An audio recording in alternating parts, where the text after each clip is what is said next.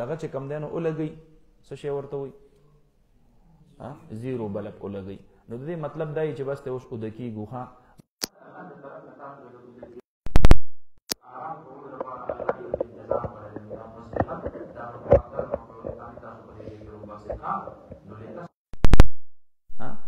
دقه نوعیت کې الله په بل آیت کریمه کې فرمایي ومن آیاته ان خلق لكم من انفسكم ازواجا لتسكنوا الیها وجعل بینکم موده ورحمه. د الله په نشانی او د قدرت کې دا ده چې ستاسو د پاره ستاسو د نفسونو یعنی د انسانانو نه بیبیانې جوړې کړې دي. لتسكنوا الیها دې د پاره چې تاسو سکون حاصل کړئ د دوی په ذریعہ باندې. نو د جسم د راحت او د سکون د پاره شپه ده، د دماغو د راحت او د سکون د پاره بیبی ده. تاسو پوه شولې په خبره باندې؟ نو دلته لتسکنو فیها او الته لتسکنو الیها. پوه شولې په خبره باندې؟ نو لکه څرنګه چې شپه چا رون کړله او بیا دماغ کار نه کوي، نو دقه رنګې ناکاره ښځه چې په چا پېښه شوله نو بار به دی په مخه جګړې کوي. تاسو پوه شولې په خبره؟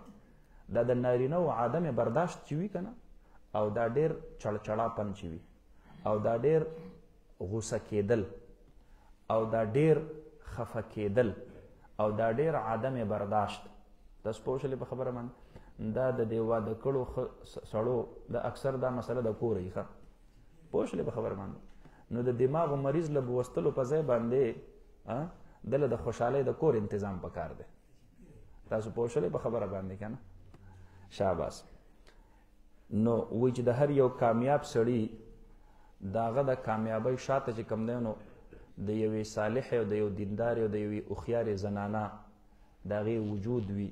نو همدقه رنګې د هر یو ټینشن والا سړي د هغه د ټینشن په شا باندې د هغه د کور ودانې د هغې هغه ناکارتوب هم وي. ګورئ ښه تاسو پوه شولئ په خبره باندې؟ لتسکنو الیها. نو دا دواړه یو نوعیت والا لتسکنو فیها ولتسکنو الیها. نو دا دواړه سبب د آرام دی ښه. نو فرمایي لتسکنو الیها والنهار مبصرا. د دې وجه نه حدیث مبارک کې د هغې زنانه دپاره ډېر لوی اعزاز راغلی دی. کومه زنانه چې هغه خپل نارینه خفه کوي نه، خپل خاوند خفه کوي نه، د هغه دپاره په حقیقت کې د سکون ذریعه وي ښه.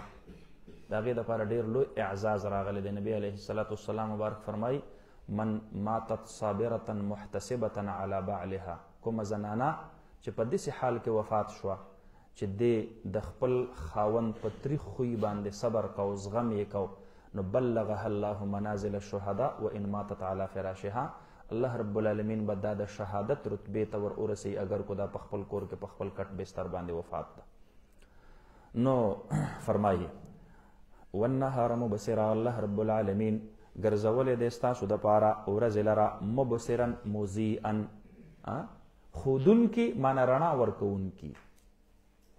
تاسو ته چې کوم دی نو ګویا کې څه څیز په نظر نه راځي، خو چې ورځ راشي څه شی درنه ورک شي هلکه یې سبا به یې په رڼا کې وګورو. دا ولې؟ ځکه دا نهار الله مبصر ګرځولی ده چې دا تاسو ته یو څیز ښایي. نو دا د دې دپاره چې تاسو په دې کې د ورځې دا رڼا الله کامله مکمله ولې رالیږلې ده؟ لتبتغوا فضلا من ربکم. د دې دپاره چې تاسو څه وکئ؟ د الله رب العالمین هغه رزق حلال تلاش کوي. نو زمیندار د ورځې ګوټ کوي په غنمو کې، په جوارو کې، کو د شپې کوي، د ورځې کوي. للون چې کوي نن سبا په دې غنمو کې دا جمدر ترې روباسي، د شپې څوک د غنمو نه جمدر روباسلی شي، د ورځې روباسي. دا پوه شولې په خبره باندې که نه؟ نو همدقه رنګې چې کوم دی نو دوکاندار کاکا هغه د ورځې ارسه اینی نو کار کوي. نو همدقه رنګې صنعت او حرفت والا دا مختلف کسبون والا خلق دا د ورځې محنت کوي ښه. نو دا ورځ الله رب العالمین د دې دپاره مبصره ګرځولې ده چې لتبتغوا فضلا من ربکم. تاسو پوه شولې په خبره باندې؟ نو په دې وړمبني ځای کې مفعول ثانی مقدر به کوي ښه. نو داسې به ووایي هو الذي جعل لكم الليل مظلما لتسكنوا فيه. او په دې دویم ځای کې هو الذي جعل لكم النهار مبصرا. نو مفعول ثانی خو شته دی، خو د دې چې کوم دی نو فایده دا به تاسو ذکر کوي الله ورځ مبصره ولې ګرځولې ده لتبتغوا فضلا من ربکم. تاسو پوه شولې په خبره باندې؟ نو دا عبارت لګول به تاسو ته ډېر زیات بیا آسان شي په سیاق و سباق باندې. ان فی ذلک بشک په دغه مذکور کې دا قرآن کې الله بل ځای کې په خپله فرمایي جعل الليل سکنا. نو شاباس. ان فی ذلک لآیات لقوم یسمعون بشک په دغه مذکور کې نشانې د عبرت دي د هغه قوم لپاره یسمعون چې هغه د الله د نشانات او د معجزات او د قدرتونه او د عجائبات دا اوري، خو سماع قبول نفس سماع نه بلکې په سماع د قبول سره و سماع تدبر او د تدبر والا سماع سره. قالوا اتخذ الله ولدا سبحانه. نو اوس الله رب العالمین د کافرانو د یو غلط عقیده دا غي ذکر کوي. دوی وی الله رب العالمین ځان له زوی نیسلی دی. څوک وایي؟ نو یهودیان وایي چې عزیر علیه السلام د الله زوی دی. عیسایان وایي چې عیسی علیه السلام د الله زوی دی. قالت اليهود عزیر ابن الله وقالت النصارى مسیح ابن الله. عزیر علیه السلام ته دوی د الله زوی ولی وی دا یهودیان. نو دا ورته ځکه وایي چې کله په دوی باندې چې کم دینو ګویا کې بخت نصر قابض شو او د دې جماعتونه چې کم دینو عبادت خانه یې ورانې کړلې او د تورات چې دا څومره هم نسخې وې دا ټولې په ټوله دا یې اوسېځلې، علما یې ورله قتل کړل. تاسو پوه شولې په خبره باندې؟ نو تر ډېر وخته پورې دی بې کتابه پاتې شو. نو حضرت عزیر علیه السلام الله را ولیږلو او د هغه تورات ټول په ټوله ازبر هغه دوی ته چې کوم دی نو مخې ته ووي او دوی ته یې زده کو. په تیرو اسمانیو کتابونو کې صرف یو حافظ تیر شوی دی چې هغه عزیر علیه السلام دی. دا د اسلام خاصه ده چې په دې کې الله رب العالمین د قرآن حافظان دا نصیب کړي دي. او دغه بعینه دقه پریکټس چې کله په هندوستان باندې انګریزانو قبضه وکړله 1601 کې راغلی او تقریبا په 1857 خواوشا په دغه وخت کې د دې قبضه مکمل شوله. بهادر شاه ظفر دای چې کوم دی نو قید کو او بچی ورله شهیدان کړل. نو دی دقه چل شروع کو. د بخت نصر چې د دوی سره د یهودیانو سره کم کار کړو نو څه چلی شروع کو.